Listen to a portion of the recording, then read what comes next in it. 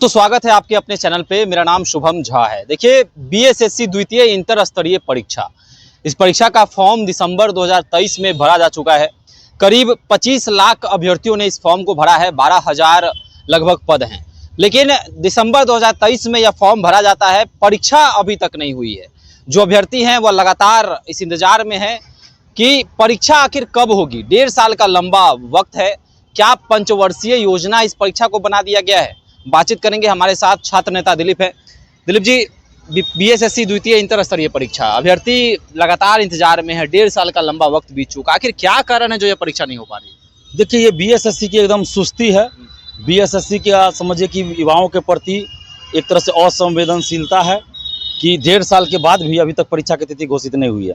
जबकि इस 1.5 साल में आप देखिए तो बीपीएससी की कई वैकेंसी आई गई, शिक्षक भर्ती कितना बहाल हो गया, शिक्षक की नियुक्ति हो गई, लेकिन बीएसएससी जस का तस बनी हुई है। मतलब एकदम कुंभकर्णी नींद से भी ज़्यादा ही सोई हुई है।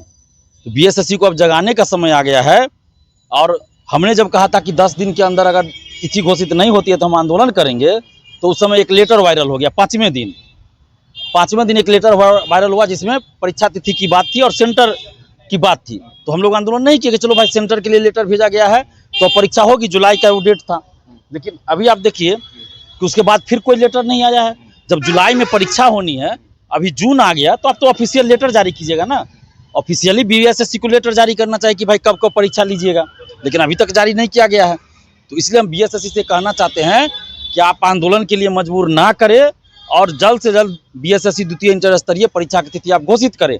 और बीएसएससी द्वितीय इंटर स्तरीय के जितने अभ्यर्थी हैं उनसे हम कहना चाहेंगे कि बीएसएससी प्रथम इंटर स्तरीय 8 साल में पूरा हुआ था, और उसमें भी जब 4 साल लगभग बीत गया था, 4 साल से ज़्यादा बीता, 5 साल 6 साल समझिए बीत गया, 6 साल बीत गया था, तब हम उस वैकेंसी में जोर लगाए। 2020 से हमने उस वैकेंसी में जोर लगाया तो 22 में जाके पूरा हुआ। अब आप सोचिए 2 साल में हम पूरा करवाए, अब 6 साल में कुछ नहीं हुआ था बीएसएससी प्रथम इंटर स्तरीय। तो बगैर आंदोलन के बीएसएससी सुनने वाली नहीं है। इसलिए बीएसएससी द्वितीय इंटर स्तरीय के जितने अभ्यर्थी हैं, आप सब पढ़ाई के साथ साथ आप एकजुट होइए। लड़ाई भी लड़नी पड़ेगी, नहीं तो 10 कोचिंग में जाके टेस्ट देते रहिएगा, परीक्षा की तिथि घोषित नहीं होगी तो क्या कीजिएगा? पता चलेगा दूसरी बहाली के लिए आपका उम्र भी नहीं बचेगा। तो इसलिए आप लोग एकजुट होइए और 5 जून को आप लोग पटना कॉलेज आइए 10 बजे। डोमिसाइल को लेकर आंदोलन है, लेकिन आप लोग आइएगा तो आप लोग के मुद्दे को भी हम उठाएंगे मीडिया में, और आप लोग आइएगा तो मीडिया में उठाएंगे और बीएसएससी को डेट घोषित करना पड़ जाएगा। तो इसलिए डोमिसाइल से आपको भी फायदा है, क्योंकि बीएसएससी द्वितीय इंटर स्तरीय के जो अभ्यर्थी है वो भी बीएसएससी सीजीएल 4 की वैकेंसी आएगी तो फॉर्म भरेंगे। बीपीएससी सिविल सेवा या बीपीएससी टीआरई या दरोगा या और बहाली का लाइब्रेरियन का फॉर्म भरेंगे। तो सभी बहाली में डोमिसाइल लागू करने के लिए हम लोग 5 जून को सुबह 10 बजे पटना कॉलेज, जो पटना यूनिवर्सिटी के पास है अशोक राजपथ में, पीएमसीएच से थोड़ा आगे, तो पटना कॉलेज सुबह 10 बजे आना है। आप सभी लोग आइए। तो इस परीक्षा के बारे में एक नोटिफिकेशन निकाला गया कि ऑनलाइन माध्यम से यह परीक्षा होगी।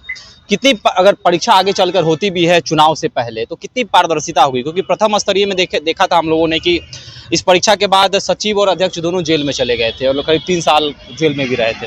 तो पारदर्शिता कितना देखते हैं इस परीक्षा में? देखिए, बीएसएससी की परीक्षा में तो कोई पारदर्शिता नहीं रहती है। बस रिजल्ट के नाम पे एक पीडीएफ जारी कर दिया जाता है, ना आंसर की जारी होता है परीक्षा के बाद, ना ही परीक्षा के बाद आपको क्वेश्चन बुकलेट या ओएमआर शीट की कार्बन कॉपी दी जाती है, ना कट ऑफ बताया जाता है, ना मार्क्स बताया जाता है। तो पारदर्शिता कहाँ है? कोई पारदर्शिता नहीं है। तो ये तो सिर्फ रोल नंबर का एक पीडीएफ जारी कर दिया जाता है। तो ऐसा ना करे बीएसएससी, पारदर्शिता लाए बीएसएससी। और जिस तरह से आप देखिए, एक नोटिस जारी उस समय हुआ था कि ऑनलाइन परीक्षा लेंगे, लेकिन उसके बाद अभी तक कोई नोटिस जारी नहीं हुआ है। जबकि ये सेंटर के लिए जो भेजा गया था लेटर स्कूल कॉलेज को, तो इसका मतलब ऑफलाइन वाली बात हो गई वहाँ, क्योंकि वहाँ तो ऑफलाइन परीक्षा तब होगी। तो बीएसएससी को ये भी करना चाहिए ना कि ऑनलाइन आप लीजिएगा कि ऑफलाइन लीजिएगा, आप स्पष्ट कीजिए। हम लोग तो मांग कर रहे हैं कि ऑफलाइन परीक्षा लीजिए, क्योंकि ऑनलाइन के लिए बिहार सरकार के पास अपना संसाधन नहीं है। और जितना भी ऑनलाइन सेंटर है उसमें 99% जो है वो शिक्षा माफियाओं का है। वहाँ सेटिंग होता है खुलेआम, तो वहाँ सेंटर नहीं दिया जाए। तो इसलिए आप पहले तो संसाधन विकसित करें बिहार सरकार, तब ऑनलाइन परीक्षा हो। तो अभी तो है नहीं, तो ऑफलाइन परीक्षा लिया जाए। अच्छा, बीएसएससी कार्यालय के अंदर क्या खामियां हैं? आखिर क्या स्टाफ की कमी है? क्योंकि जो अभ्यर्थी हैं वह कार्यालय में जाते भी हैं, कुछ पूछते भी हैं, तो कुछ बताया नहीं जाता है, वहाँ पे कोई आदमी नहीं दिखता है। देखिए, ये बात है कि जैसे और जो विभाग है और जो भर्ती बोर्ड है, वहाँ का बिल्डिंग भी आप देख लीजिए, तो उसमें और बीएसएससी का देख लो, उसमें अंतर नजर आ जाएगा। बीएसएससी में आज भी वही पुराना बिल्डिंग और 12 या 13 स्टाफ है, जबकि वहाँ पे 33, 34 या 35 स्टाफ चाहिए। जैसा कि बीएसएससी के एक अधिकारी महोदय ने मुझे बताया था अपनी व्यवस्था कि वहाँ 32-35 यही चाहिए स्टाफ, जो कि बिहार सरकार के द्वारा ही किया गया कि इतना स्टाफ इसमें रहेगा, लेकिन 11-12 ही रहते, उसमें भी 1-2 कभी 3-4 छुट्टी में ही रहते हैं। और बीएसएससी का अभी तक अस्थायी अध्यक्ष नियुक्त नहीं किया गया है। सबसे बड़ी बात ये देखिए विडम्बना, और इधर 2 साल में 2 अध्यक्ष बन चुके हैं, लेकिन अस्थायी अध्यक्ष अभी तक नहीं बनाया गया है। तो ऐसा क्यों भाई, अस्थायी अध्यक्ष बनाइए ना। और बीएसएससी में अमरेंद्र कुमार जैसे लोग को क्यों लाया गया, और देखिए विलम्ब हो रहा है। जो अमरेंद्र कुमार जो बीपीएससी के परीक्षा नियंत्रक थे, उनको हटाने की मांग हम लोगों ने किया था, तो बीपीएससी से हटा दिया गया और बीएसएससी में लाके मेंबर बना दिया गया। तो ये कौन सा खेल चल रहा है। तो सबसे पहले आप वहाँ अस्थायी नियुक्ति कीजिए, जितने कर्मचारी चाहिए उतने कर्मचारियों को नियुक्ति कीजिए। देखिएगा कभी भी काउंसलिंग होता है किसी चीज़ के लिए, तो सचिवालय से बुलाया जाता है, स्पेशल नियुक्त किया जाता है वहाँ। तो भाई वहाँ पे अपना ना नियुक्त कर दीजिए आप। मतलब कर्मचारियों की नियुक्ति करने वाला भर्ती आयोग खुद कर्मचारियों की कमी से जूझ रहा है। ये अपने आप में हास्यास्पद लगता है। कब तक, अंतिम प्रश्न होगा, कब तक तारीख जा सकता है। मैंने स्टार्टिंग में कहा कि पंचवर्षीय योजना बन सकता है, अभी पीटी का एग्जाम होगा, फिर मेंस होगा, उसके बाद और भी प्रक्रिया आगे चलकर होगी। देखिए हम बीएसएससी से आग्रह कर रहे हैं कि आप 5 जून से तक आप जो है डेट घोषित कर दीजिए। 5 जून को हम लोग का आंदोलन भी है डोमिसाइल को लेकर, और जितने बीएसएससी के अभ्यर्थी है द्वितीय इंटर स्तरीय, उनसे भी कहेंगे 5 जून को आप लोग आइए, संख्या दिखाइए। और बीएसएससी अगर डेट घोषित नहीं करती है तो 5 जून के बाद बीएसएससी ऑफिस जाके हम लोग आंदोलन करेंगे। चलिए, तो दिसंबर 2023 में फॉर्म भरा जाता है।